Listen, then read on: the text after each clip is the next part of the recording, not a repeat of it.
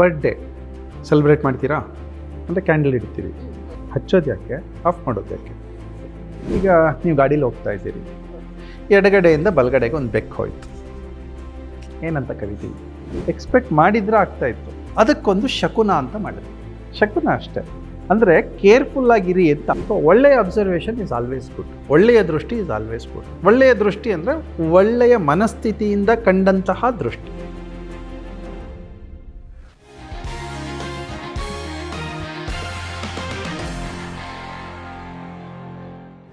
ಲೈಫಲ್ಲಿ ಬೆಳಗಿಂದ ಸಂಜೆ ತನಕ ನಾವು ಎಷ್ಟೆಲ್ಲ ಓಡಾಡ್ತೀವಿ, ಏನೆಲ್ಲ ಕೆಲಸ ಮಾಡ್ತೀವಿ, ಎಷ್ಟು ಕಾನ್ವರ್ಸ್ ಮಾಡ್ತೀವಿ, ಒಬ್ರ ಜೊತೆಗೆ ಮಾತಾಡ್ತೀವಿ, ನಾವೇನೋ ಅಂದ್ಕೊಳ್ತೀವಿ, ಯೋಚನೆ ಮಾಡ್ತೀವಿ. ಇದ್ರ ಜೊತೆಗೆ ಕೆಲವು ಪ್ರಾಕ್ಟೀಸಸ್ ಕೂಡ ಇರುತ್ತೆ. ಆ ಪ್ರಾಕ್ಟೀಸಸ್ಸಲ್ಲಿ ಪ್ರಾಕ್ಟಿಕಲ್ಲಾಗಿ ಒಂದಷ್ಟಿದ್ರೆ ಒಂದಷ್ಟು ನಂಬಿಕೊಳ್ತೀವಿ, ಇದು ಹೀಗೆ ಇರಬೇಕು ಅಂತ ಅಂದ್ಕೊಳ್ತೀವಿ. ಆಗೇನಾದರೂ ಒಂದು ಸ್ವಲ್ಪ ಕಾಮನ್ ಸೆನ್ಸ್, ಸ್ವಲ್ಪ ರೀಸನಿಂಗ್ ಅಪ್ಲೈ ಮಾಡಿದ್ರೆ ಅದರ ಬಗೆಗಿನ ನಮ್ಮ ಡೈಮೆನ್ಷನ್ ಅಥವಾ ಥಾಟೇ ಚೇಂಜ್ ಆಗೋ ಸಾಧ್ಯತೆ ಇರುತ್ತೆ, ಅಥವಾ ಅದರ ಬಗೆಗಿನ ನಮ್ಮ ಯೋಚನೆನೇ ಚೇಂಜ್ ಆಗುತ್ತೆ. ತುಂಬ ಕಾಂಪ್ಲಿಕೇಟೆಡ್ ಅನ್ನಿಸ್ತಿದೆಯಾ? Let's simplify with Yogatma Srihari. So welcome to the show. ನಾನು ಇಷ್ಟೊತ್ತು ಹೇಳಿದೆ, ಕೆಲವು ಪ್ರಾಕ್ಟೀಸಸ್ ಬೆಳಗಿಂದ ಸಂಜೆ ತನಕ ನಾವು ಏನೇನೋ ಅಂದ್ಕೊಳ್ತೀವಿ, ಮಾಡ್ತೀವಿ.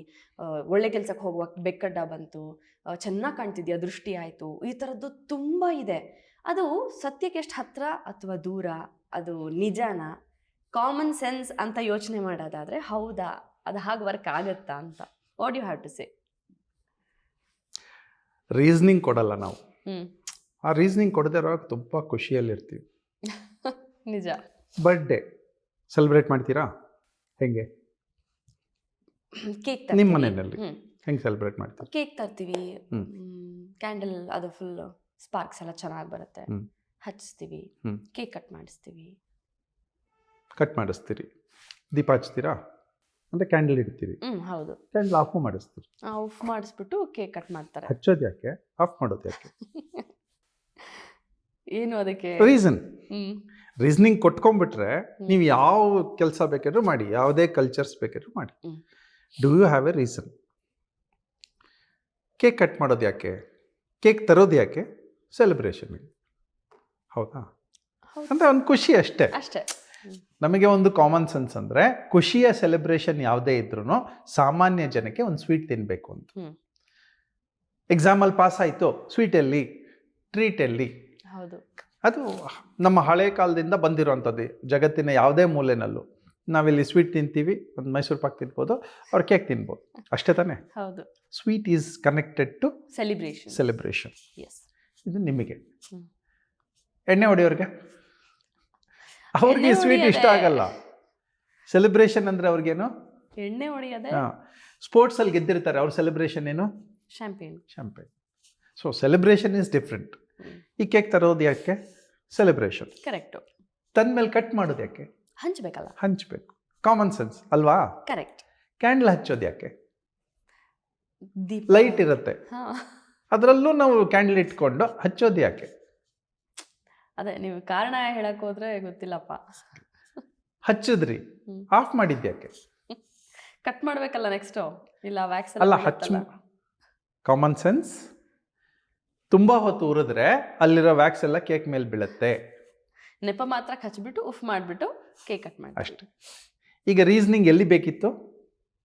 ಆಫ್ ಮಾಡೋದ್ರಲ್ಲಿ. ಹಚ್ಚೋದ್ರ ತನಕ ಅರ್ಥ ಗೊತ್ತಿದೆ ಎಲ್ರಿಗೂ, ಆಫ್ ಮಾಡೋದು ಯಾಕೆ ಅಂತ ಗೊತ್ತಿಲ್ಲ. ಪರ್ಫೆಕ್ಟ್. ಅಲ್ಲೊಂಚೂರು ರೀಸನಿಂಗ್ ಕೊಟ್ಕೊಂಡ್ಬಿಟ್ರೆ ನೆಕ್ಸ್ಟ್ ಟೈಮು ಹಚ್ಚದೇ ಇದ್ರೂ ಆಯಿತು, ದೂರದಲ್ಲಿಟ್ಟು ಹಚ್ಚಿದ್ರು ಆಯಿತು. ಕೇಕ್ ಮೇಲೆ ಇಡಬೇಕು ಅಂತ ಏನಿಲ್ಲ. ಕರೆಕ್ಟ್. ಯಾಕೆ ಕೇಕ್ ಮೇಲೆ ಇಟ್ಟಿದ್ದು? ಕೇಕ್ ಮೇಲೆ ಸಿಕ್ಸಿದ್ದು ಯಾಕೆ ಕ್ಯಾಂಡಲ್ನ? ಅದನ್ನ ನಿಲ್ಸಕ್ಕೆ ಮತ್ತೆ ವ್ಯಾಕ್ಸ್ ಅಂಟಿಸಿ ಎಲ್ಲ ಮಾಡಬೇಕು. ಸ್ಟ್ಯಾಂಡ್ ಬೇಕಾಗಿತ್ತು. ನಿಯರೆಸ್ಟ್ ಸ್ಟ್ಯಾಂಡ್ ಎಲ್ಲೂ ಇರಲಿಲ್ಲ, ಇಟ್ಟಿದ್ದಲ್ಲಿ ಕೇಕ್ ಮೇಲೆ ಈಸಿಯಾಗಿ ಅಂಟ್ಕೊಳ್ಳುತ್ತದು, ಅಷ್ಟೇ. ರೀಸನಿಂಗ್ ಸಿಗ್ತಾ? ಪರ್ಫೆಕ್ಟ್. ಇದರಲ್ಲಿ ಯಾವುದೂ ತಪ್ಪಿಲ್ಲ, ನಾವು ರೀಸನಿಂಗ್ ಎಷ್ಟು ಕೊಟ್ಕೋತೀವಿ ಅಂತ ಅಷ್ಟೇ. ದೇವಸ್ಥಾನಕ್ಕೆ ಹೋಗ್ತೀರಿ, ನಿಮಗೆ ಪ್ರಸಾದ ಆಗಿ ಒಂದು ಹೂವು ಕೊಡ್ತಾರೆ. ಹೌದು. ಎಲ್ಲಿ ಸಿಕ್ಕಿಸ್ಕೋತೀರಿ? ಕೂದಲಿಗೆ. ಗಂಡು ಮಕ್ಳು ಎಲ್ಲಿ ಸಿಕ್ಕಿಸ್ಕೋಬೇಕು? ನಾವು ನೋಡಿರೋ ಹಾಕಿ ಕಿವಿಗೆ ಇಟ್ಕೋತಾರೆ. ಯಾಕೆ? ಎರಡು ಸ್ಟ್ಯಾಂಡ್ ಅಷ್ಟೇ. ನಿಮಗೆ ಜಾಗ ಸಿಕ್ತು, ನಮಗೆ ಜಾಗ ಸಿಗಲಿಲ್ಲ, ಇಲ್ಲಿ ಇಟ್ಕೊಂಡ್ವಿ ಅಷ್ಟೇ. ಯಾರಿಗೂ ಕೂದಲು ಇಷ್ಟಿಷ್ಟು ಉದ್ದ ಇರಲಿಲ್ಲ, ಜಡೆ ಹಾಕ್ಕೊಳ್ಳಿಲ್ಲ, ಇಟ್ಕೊಂಡು. ಇವತ್ತಿನ ಕಾಲ ಬೇರೆ ಇರುತ್ತೆ. ತಪ್ಪಿಲ್ವಾ? ಹಾಸ್ಯದಲ್ಲಿ ನೋಡ್ಬೋದಲ್ವ ಇವೆಲ್ಲ. ನಿಜ. ಕಾಮನ್ ಸೆನ್ಸು ಹೌದು. ಅವ್ರಲ್ಲಿ ಸಿಕ್ಕಿಸ್ಕೊಂಡಿದ್ದಪ್ಪ, ಕಿವಿ ಮೇಲೆ ಹೂವು ಸಿಕ್ಕಿಸ್ಕೊಂಡ್ಯಾ ಅಂತ ಇವತ್ತು ಕೇಳ್ತೀವಲ್ವ, ಅದನ್ನ ಹಾಸ್ಯವಾಗಿ ನೆಗೆಟಿವ್ ಆಗಿ ಕೇಳ್ತೀವಲ್ಲ. ಏನಿಲ್ಲ, ಇಟ್ ವಾಸ್ ಅ ಸ್ಟ್ಯಾಂಡ್. ಅಷ್ಟೇ. ಸಿಕ್ಕಿಸ್ಕೊಳಕ್ಕೆ ನಂಗೊಂದು ಜಾಗ ಬೇಕಾಗಿತ್ತು, ಹೌದಾ. ಕರೆಕ್ಟ್. ತೀರ್ಥ ತಗೊಂಡ್ವಿ. ಆಮೇಲೆ ನೆಕ್ಸ್ಟ್ ಏನು ಮಾಡಿದ್ವಿ? ತೀರ್ಥ ತಗೊಂಡ್ಮೇಲೆ ತಲೆಗೆ ಹಿಂಗೆ ಯಾಕಲ್ಲ ಅಂದ್ಕೊಂಡ್ವಿ?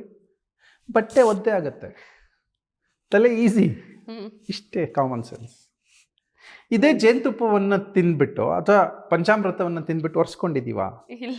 ಅಷ್ಟು ಕಾಮನ್ ಸೆನ್ಸ್ ಎಲ್ರಿಗೂ ಇದೆ. ಇದು ಹಾಸ್ಯದ ಜೊತೆಗೆ ಒಂದು ನೈಜತೆನ ಹೇಳೋದು. ಇದು ರೀಸನಿಂಗ್ ಸಿಕ್ತಾ? ಎಸ್. ತೀರ್ಥಕ್ಕೆ ರೀಸನಿಂಗ್ ಸಿಕ್ತು, ಅದು ತಂಪಾಗತ್ತೆ, ಡ್ಯಾಮೇಜ್ ಆಗಲ್ಲ ಕೂದಲಿಗೆ. ಹೌದು. ಅದೊಂದು ಜಾಗ, ಅದು ಖರ್ಚೀಫ್ ಇರ್ತಾ ಇರಲಿಲ್ಲಪ್ಪ ಅಲ್ವಾ. ರೈಟ್. ಹೀಗೆ ನೋಡ್ಬೋದಾ? ಅಬ್ಸಲ್ಯೂಟ್ಲಿ. ಇಷ್ಟೇ ಹಾಸ್ಯ ಸಂಗತಿಗಳು ನಮಗೆ ಬೆಳಗ್ಗೆಯಿಂದ ಸಂಜೆವರೆಗೂ ಸಿಗುತ್ತೆ, ನಗ್ತಾ ನಗ್ತಾ ತಗೊಂಡ್ರೆ ಅಷ್ಟೇ. ಓಕೆ. ಈಗ ನೀವು ಗಾಡೀಲಿ ಹೋಗ್ತಾ ಇದ್ದೀರಿ, ಹೌದು. ಎಡಗಡೆಯಿಂದ ಬಲಗಡೆಗೆ ಒಂದು ಬೆಕ್ಕು ಹೋಯ್ತು. ಏನಂತ ಕರಿತೀವಿ? ಸಾಮಾನ್ಯ ಒಳ್ಳೆ ಕೆಲ್ಸಕ್ಕೆ ಹೋಗಿದ್ದೀವಿ, ಬೆಕ್ಕು ನೋಡ್ಬಿಟ್ವಿ, ಒಂದು 2 ನಿಮಿಷ ನಿಂತು ಹೋಗೋಣ, ಅಪಶಕುನ, ಹೋದ ಕೆಲಸ ಆಗಲ್ಲ ಅಂತದನ್ನೇ ನಾವು ಕೇಳಿದೀವಿ ಅಲ್ವಾ. ನಾಯಿ ಹೋದ್ರೆ? ನಾಯಿ ಹೋದ್ರೆ ಏನು ನಿಂತಿಲ್ಲಪ್ಪ, ಬೆಕ್ಕು ಮಾತ್ರನೇ ನಾವು ಕೇಳಿರೋದು. ಹುಲಿ ಹೋದ್ರೆ? ನಾವೆಲ್ಲಿರ್ತೀವಿ? ಈಗ ಬೆಕ್ಕು ಎಡಗಡೆಯಿಂದ ಬಲಗಡೆಗೆ ಹೋಯ್ತು, ಅಪಶಕುನ. ಬಲಗಡೆಯಿಂದ ಎಡಗಡೆಗೆ ಬಂದ್ರೆ? ಓ, ಇದು ಒಳ್ಳೇದು, ಹೋದ ಕೆಲಸ ಆಗುತ್ತೆ ಅಂತ ಹೇಳೋದು ಕೇಳಿದ್ದೀನಪ್ಪ ನಾನು. ಹೌದಾ? ಹೌದು. ಎರಡಕ್ಕೂ ಒಂದು ರೀಸನಿಂಗ್ ಹೊಸದಾಗಿ ಕೊಡೋಣ, ಒಂದು ಹೊಸ ದಿಕ್ಕಿನಲ್ಲಿ ನೋಡೋಣ ಇದೆಲ್ಲ. ಖಂಡಿತ. ಎಡಗಡೆಯಿಂದ ಬಲಗಡೆಗೆ ಹೋಯ್ತು, ಬಲಗಡೆಯಿಂದ ಎಡಗಡೆಗೆ ಹೋಯ್ತು, ಅರ್ಥ ಏನು ಗೊತ್ತಾ?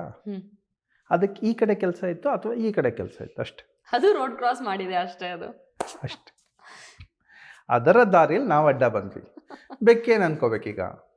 ನಾವು ಅಡ್ಡ ಬಂದ್ವಿ ಅಪಶಕುನ ಅಂತ ಅದು ಅನ್ಕೋಬೇಕಷ್ಟೇ. ಅದು 2 ನಿಮಿಷ ನಿಂತು ಹೋಗ್ಬೇಕು, ಅದ್ರ ನಿಲ್ಲಕ್ಕೆ ಟೈಮ್ ಇಲ್ಲ, ಅದು ಓಡುತ್ತೋ ಅಷ್ಟೆ. ಯಾವಾಗ ಇಟ್ರು ಇದನ್ನ? ಯಾವಾಗ? ಯಾರೋ ಗಾಡಿನಲ್ಲಿ ಹೋಗ್ತಾ ಇರಬೇಕಾದ್ರೆ ಬೆಕ್ಕು ಅಡ್ಡ ಬಂತು, ಎಕ್ಸ್ಪೆಕ್ಟ್ ಮಾಡಿರಲಿಲ್ಲ, ಬ್ರೇಕ್ ಹಿಡಿದ್ರು, ಬಿದ್ದರು, ಬೆಕ್ಕಿನಿಂದ ಬಿದ್ವಿ ಅಂತ. ಓಕೆ. ಎಕ್ಸ್ಪೆಕ್ಟ್ ಮಾಡಿರಲಿಲ್ಲ. ಆ ಜಾಗದಲ್ಲಿ ಮಗು ಓಡ್ ಬಂದರೂ ಅಷ್ಟೇ, ಆ ಓಡ್ ಬರುವ ಎಕ್ಸ್ಪೆಕ್ಟೇಷನ್ ಇಲ್ಲ, ಬೆಕ್ಕು ಅಡ್ಡ ಬರುವ ಎಕ್ಸ್ಪೆಕ್ಟೇಷನ್ ಇಲ್ಲ, ನಾಯಿ ಬರುವ ಎಕ್ಸ್ಪೆಕ್ಟೇಷನ್ ಇಲ್ಲ. ನಮಗೆ ಎಕ್ಸ್ಪೆಕ್ಟ್ ಮಾಡಿದ್ರೆ ಆಗ್ತಾ ಇತ್ತು. ಅದಕ್ಕೊಂದು ಶಕುನ ಅಂತ ಮಾಡಿದ್ರು. ಓಕೆ. ಶಕುನ ಅಷ್ಟೇ. ಅಂದರೆ ಕೇರ್ಫುಲ್ ಆಗಿರಿ ಅಂತ. ಮಾಡಿದ ತಪ್ಪಿಲ್ಲ, ಅಪಶಕುನ ಅಲ್ಲ, ಅದು ಶಕುನ ಅದು ಅಷ್ಟೆ. ಅಂದರೆ ಏನೋ ಸಿಗ್ನಲ್ ಕೊಡ್ತಾ ಇದೆ, ಸ್ಲೋ ಆಗಿ ಹೋಗಿ, ಹಾರ್ ನೋಡಿರಿ ಅಥವಾ ಸ್ಲೋ ಆಗಿ ಹೋಗಿ ಅಂತ ಅಷ್ಟೆ. ಅದನ್ನು ತುಂಬ ದೊಡ್ಡದಾಗಿ ಬಿಂಬಿಸೋ ಅಗತ್ಯನೂ ಇಲ್ಲ, ಅಥವಾ ಅದನ್ನು ತುಂಬ ಸೈಂಟಿಫಿಕ್ ಆಗಿ ಯೋಚನೆ ಮಾಡುವ ಅಗತ್ಯನೂ ಇಲ್ಲ. ಕಾಮನ್ ಸೆನ್ಸ್ ಏನು ಹೇಳುತ್ತೆ? ಬೆಕ್ಕು ಅಡ್ಡ ಬರ್ತಾ ಇದೆ, ಅದು ಹೋಗ್ಲಿ ಇರು ಅಂತ ಅಷ್ಟೇ. ಸೈಕಲ್ ಬಂದರೂ ಅಷ್ಟೇ, ಕಾರ್ ಬಂದರೂ ಅಷ್ಟೇ, ಯಾರೇ ಬಂದರೂ ಅಡ್ಡ ಬಂದರೂ ವಿ ಸ್ಟಾಪ್. ಹಿಂಗೆ ಅಡ್ಡ ಬರುವಾಗ ನಿಲ್ಲಿಸಲಿಲ್ಲ, ಅದಕ್ಕೋಸ್ಕರ ಕಾರ್ನರ್ಗಳಲ್ಲಿ ರೋಡ್ ಹಂಪ್ ಹಾಕಿರೋದು, ಹೆಂಗೂ ಸ್ಲೋ ಮಾಡಿ ಅಂತ. ಪ್ರತಿಯೊಬ್ಬರಿಗೂ ಹೆಂಗೆ ಹೇಳ್ಕೊಳ್ತಿರ್ಬೋದು, ಬೆಕ್ಕು ಅಡ್ಡ ಬಂದರೆ ನಿಲ್ಲಿಸಿ ಅಂತ ಹೆಂಗೆ ಹೇಳೋದು? ಹಂಪ್ ಹಾಕೋದು ಅಷ್ಟೇ. Common sense. ಪರ್ಫೆಕ್ಟ್. ಸೊ ಹೀಗೆ ಬೇಕಾದಷ್ಟು ಕಾಮನ್ ಸೆನ್ಸ್ಗಳು ಇರುತ್ತೆ. ಬೆಳಗ್ಗೆಯಿಂದ ಸಂಜೆವರೆಗೂ ಈ ಥರ ಬರ್ತಾನೇ ಇರುತ್ತೆ. ಕರೆಕ್ಟು. ಇವಾಗ ನಾವೇನಾದ್ರು ಎಲ್ಲರೂ ಫಂಕ್ಷನ್ಗೆ ಹೋಗ್ತೀವಿ, ಚೆನ್ನಾಗಿ ರೆಡಿ ಆಗ್ತೀವಿ, ಅಥವಾ ಪುಟ್ಟ ಮಕ್ಕಳು ಇರ್ತಾರೆ, ದೃಷ್ಟಿ ಬೊಟ್ಟು ಅಂತೀರ, ಅಯ್ಯೋ ದೃಷ್ಟಿ ಆಗ್ಬಿಡುತ್ತೆ ಅಂತ ಹೇಳಿ ದೃಷ್ಟಿ ತೆಗಿತಾರೆ. What you have to say about that? ಯಾಕೆಂದರೆ ನೀವು ಇದೆಲ್ಲ ಎಕ್ಸಾಂಪಲ್ಸ್ ಕೊಟ್ಟಾಗ ನಂಗೆ ಅನ್ನಿಸ್ತು, ಇದು ಒಂದು ದೃಷ್ಟಿ ಆಗುತ್ತೆ ಅನ್ನೋ ವಿಷಯ ಏನು ಹಂಗಾರೆ ಅಂತ. ಚಿಕ್ಕ ಮಕ್ಕಳಲ್ಲಿ ಮಕ್ಕಳು ತುಂಬ ಚೆನ್ನಾಗಿ ಕಾಣ್ತಾರೆ. ಹೌದು. ತುಂಬ ಚೆನ್ನಾಗಿ ಕಂಡಾಗ ಅದು ನಮ್ಮನೆ ಮಗು ಇನ್ನೊಬ್ಬರಿಗೆ ತುಂಬ ಚೆನ್ನಾಗಿ ಕಂಡಾಗ ಎತ್ಕೊಂಡು ಹೋಗ್ಬಿಡ್ತಾರೇನೋ. ಓಕೆ. ರೀಸನ್ಸ್. ಇವರ ಮನೆಯ ಮಗು ಇಲ್ವೇನೋ ಎಷ್ಟೋ ಜನಕ್ಕೆ. ಆ ನೆಗೆಟಿವ್ ಎನರ್ಜೀಸ್ ಫ್ಲೋ ಮಾಡಿಸ್ತಾರೆ. ಯಾರಿಗೆ? ಮಗುವಿಗೂ, ಪೇರೆಂಟ್ಸ್ಗೂ, ಆ ಮಗುವಿಗೆ ಸಂಬಂಧಪಟ್ಟವ್ರಿಗೆ. ಹಾಗಾಗಿ ಅದನ್ನು ದೃಷ್ಟಿ ಆಯಿತು ಅಂತಾರೆ, ದೃಷ್ಟಿ ತೆಗಿ ಅಂತಾರೆ. ಯಾರ್ಯಾರ್ದೋ ಕೆಟ್ಟ ದೃಷ್ಟಿಗಳು ಬಿದ್ದಿದೆ, ತೆಗಿ ಅಂತ. ತಪ್ಪೇನಿಲ್ಲ. ಇಟ್ಸ್ ಸಾಧಾರಣವಾದ ಕಾಮನ್ ಸೆನ್ಸ್ ಅಷ್ಟೆ. ದೃಷ್ಟಿ ಆಗಿದೆ ಅನ್ನೋದೇ ಕಾಮನ್ ಸೆನ್ಸ್. ಅಭ್ಯಾಸ ಆಗ್ತಾ ಆಗ್ತಾ ಅರ್ಥ ಆಗ್ಬಿಡುತ್ತೆ ನಮಗೆ. ಓ, ಈ ದೃಷ್ಟಿ ಆಗಿದೆ, ಈ ದೃಷ್ಟಿ ಆಗಿಲ್ಲ. ದೊಡ್ಡವರಾದ್ಮೇಲೆ ಹಿಂಗೆ, ದೊಡ್ಡವರಾದ್ಮೇಲೆ ದೃಷ್ಟಿ ಆಗಲ್ಲ ಅನ್ನೋ ಲೆಕ್ಕ. ಹಾಗೆ ಆಗುತ್ತೆ. ತುಂಬ ಚೆನ್ನಾಗಿರೋ ಒಂದು ಹುಡುಗಿ, ಅವಳು ಯಾವುದೋ ಒಂದು ಫಂಕ್ಷನಲ್ಲಿ ಇರ್ತಾಳೆ. ಆ ಮನೆಗೆ ಸಂಬಂಧಪಟ್ಟವರು, ಪರ್ಟಿಕ್ಯುಲರ್ಲಿ ಆ ಹುಡುಗಿಗೆ ಮದುವೆನೂ ಆಗಿದ್ದರೆ ಅವಳದ ಮೇಲೆ ಇವನೇ ದೃಷ್ಟಿ ಇಟ್ಟಿರ್ತಾನೆ ಫಸ್ಟು. ಯಾರೆಲ್ಲ ದೃಷ್ಟಿ ಹಾಕಿ ಹೊಡ್ಕೊಂಡು ಹೋಗ್ಬಿಡ್ತಾರೋ ಅವರೇ ದೃಷ್ಟಿ ಇಟ್ಟಿರ್ತಾರೆ. ಸೊ ದೃಷ್ಟಿ ದೃಷ್ಟಿ ಅಷ್ಟೇ. ಅಂದರೆ ಅಬ್ಸರ್ವೇಷನ್. Right. ದೃಷ್ಟಿ ಅಂತ ನೋಡೋದು ಬೇಡ. ದೃಷ್ಟಿ ಅನ್ನೋದು ಒಂದು ನಮ್ಮ ಕಲ್ಚರಲ್ ಪದ ಅದು. ದೃಷ್ಟಿ ಅಂದರೆ ಅಬ್ಸರ್ವೇಷನ್.